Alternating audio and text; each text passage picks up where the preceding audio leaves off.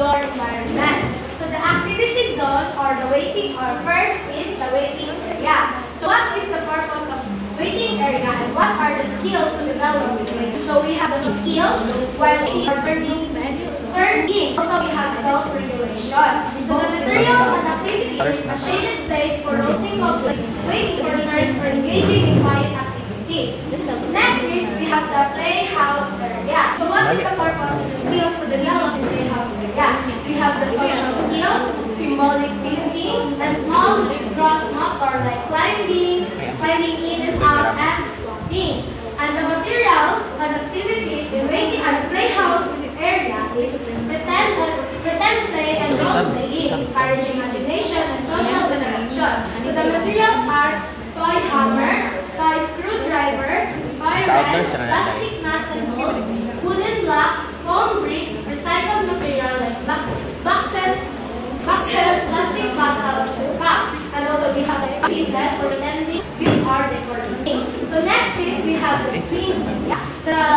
The skills and the purpose of the swing area is core stability, upper body strength like gripping ropes, and balance and weight shifting and coordination.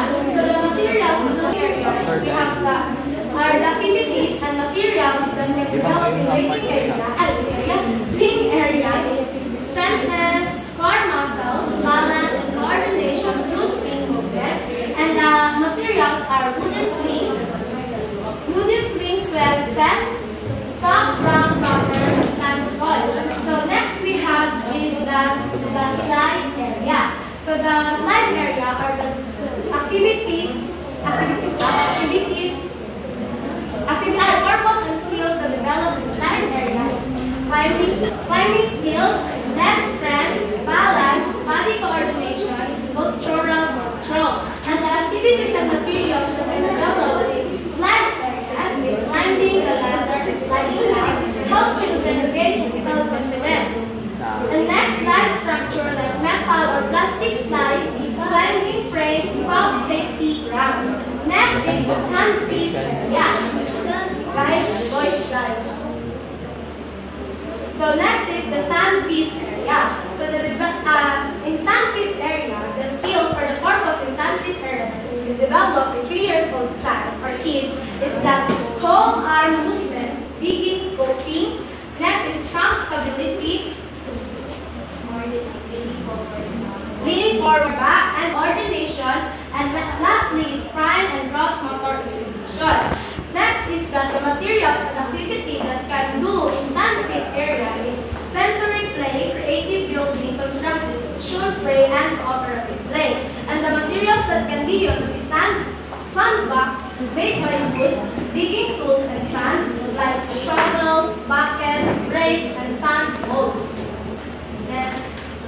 And also we have toy hand drill, plastic, toy hammer and plastic pegs, sand, small stones or safe size stone, wooden planks, child safe wooden planks, and plastic bricks, sticks or nature-based building. So next is we have cyclist area or the pathway. So what are the skills that can develop in cyclist area and what are the purpose of cyclist area?